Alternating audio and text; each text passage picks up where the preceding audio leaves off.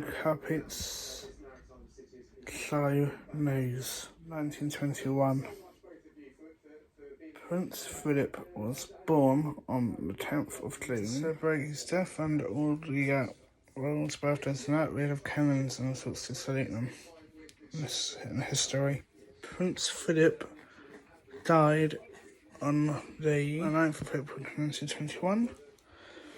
The frequency of consideration of the plan, rehearsals and so on has got greater, but you could never know when that moment was actually going to happen.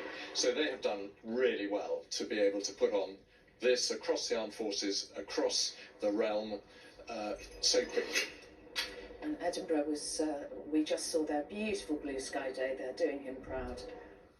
And just a quick circuit, and this is the last gun.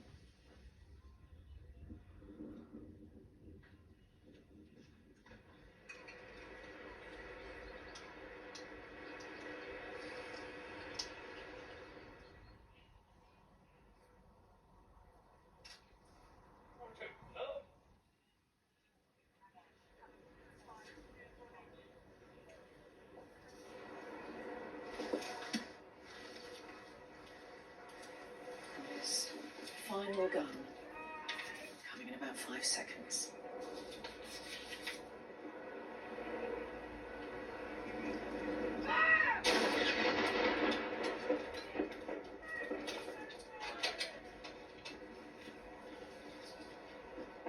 And following the final gun salute, the horses are about to return to their barracks in Woolwich, and Rachel Younger is there for us and has been throughout.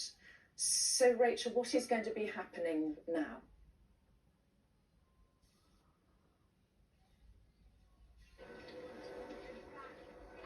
We'll try and return to Rachel as soon as we can get our communications with her. But Bill, what is going to be happening now? They have completed the 41 guns. What now? That they will come out of action, so they will unload the gun that was waiting in case the last gun didn't go off. They will bring the horses forward, who obviously have to remain at a distance while the firing's going on, and they will limber up and they will return to barracks. In Hyde Park, they would do the first bit of that at the Gallop, which is really remarkable. Probably best not done on tarmac, and so they'll be doing it at a more sedate pace. But they've done it marvellously in a most fantastic location. And spectacular. 71 horses. It's quite some sight, isn't it? It's quite a sight. It really is. And I think we can return to Rachel Younger in Woolwich. Are you there, Rachel? Yes, I can hear you loud and clear now. Just as the 71 horses of the King's Troop come back here into the parade ground, I can just see them. They're about to proceed behind me, and you'll be able to see that they range in colour beautifully. That's no mistake. They're all chestnut horses. Right at the end, you have the lightest of beige, and then they range all the way through to the darkest of horses. And those are the same horses whose forebearers carried the coffin of Princess Diana. The connection of this particular unit to the royal family, one of such depth. But they now have some very busy few moments coming up ahead. And this is quite a moment for Major Victoria Flood. She is the commanding officer of this troop, the first woman to have led them in 350 years. She was the woman with the stopwatch, making sure that each gun went off at exactly the right moment. And it really was quite tight for this particular troop. At the beginning, when we watched them in rehearsal over a year and a half ago, the horses were in place with 10 minutes to go, each of the guns lined up. We're not quite sure why, but they were quite delayed today. They only got onto the parade ground with a couple of minutes to go, and every inch of their training and professionalism then shone through. You couldn't tell by their faces quite how tight they cut it, but in the end, each of the 6 guns was in place, and each shot fired exactly as it should have been. They will now load the guns that were used in both the First and Second World Wars back up onto the limbers, and then they will ride through the streets of Woolwich back to the barracks, having performed this final farewell to the Duke of Edinburgh. Rachel, thank you very much. And to return to you, but quite some sight, isn't it? Yes, that's it. And that completes the Armed Forces salute from across the realm for the Duke of Edinburgh. the late Duke of Edinburgh in a very professional way, showing it as a mark of respect and affection because he had such a presence in the armed forces. And an important component of the nation's mourning for him as well. And I think everybody has done brilliantly to manage to do this within 36 hours of the notification of death. And a lot of work would have gone into this despite the prior preparation. But they've done it very well indeed, and I think everybody should be congratulated. I think it's very significant that this has been done across the United Kingdom. Just arrived, and they'd spent around an hour and a half inside Windsor Castle. And as you say, in the last 20 minutes or so, we saw the Earl and Countess of Wessex leaving the side entrance here at Windsor Castle. They waved briefly at some of the well-wishers who are here as well. The Countess understandably looked slightly emotional, but she smiled at the crowd here. She was asked how the Queen was coping with what had happened. She appeared to say amazing in response to that. And I think that both of them really wanting to send a message out clearly that other members of the royal family want to be here at Windsor, want to show their support and love for the Queen, like any family going through a bereavement, a difficult time, a real sense that they are rallying round, showing their support and love for her.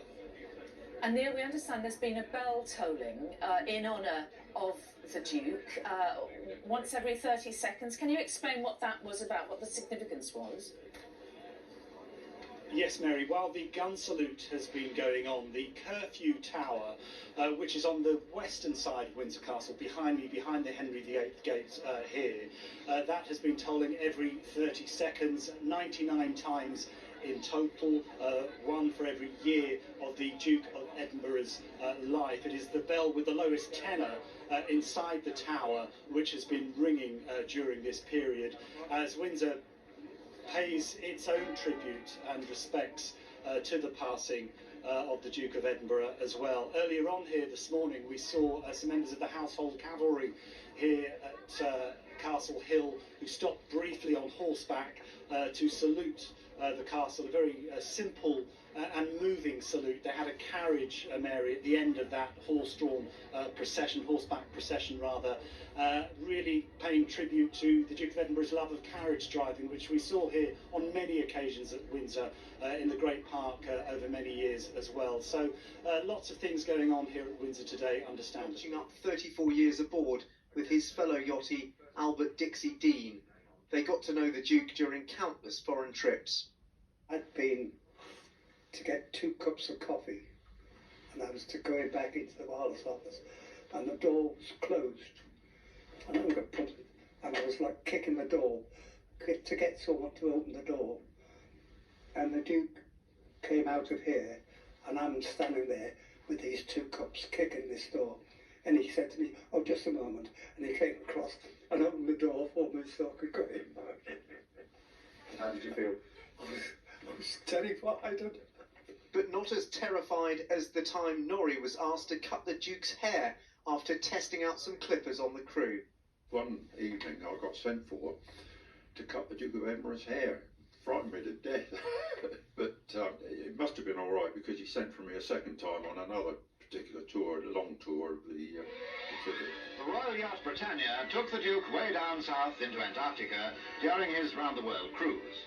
In 1956, the Duke embarked on a world tour alone on the yacht, going as far as Antarctica, enjoying time with the crew, which included a beard-growing competition and a special ceremony to mark crossing the equator. Crossing the line once, he got pulled up before the Neptune's court to be awarded, not heard of the Beatles. Privacy for the Queen and Duke. It was him. You need to picture Britannia really as very much their private domain, and that it was looked after by 260 people who dedicated their lives to making sure they were safe and comfortable and not worried by anything. And he would always cook. He'd cook anything. I was most amazed at some of the things. I mean, octopus is fine, but I mean, if he found a shark, he'd put it on. The Duke and Queen conducted hundreds of official engagements aboard Britannia, some solemn, many convivial. The Duke alone travelled more than 70,000 miles on the ship, twice circumnavigating the globe, those happy times making her decommissioning in 1997 all the more emotional. Place we could go, not on show. Must have had a tear in my eye because my daughter turned around and said, I think it's the wind. Seclusion, it now stands as a timeless memorial to a man who played such a central role in its history.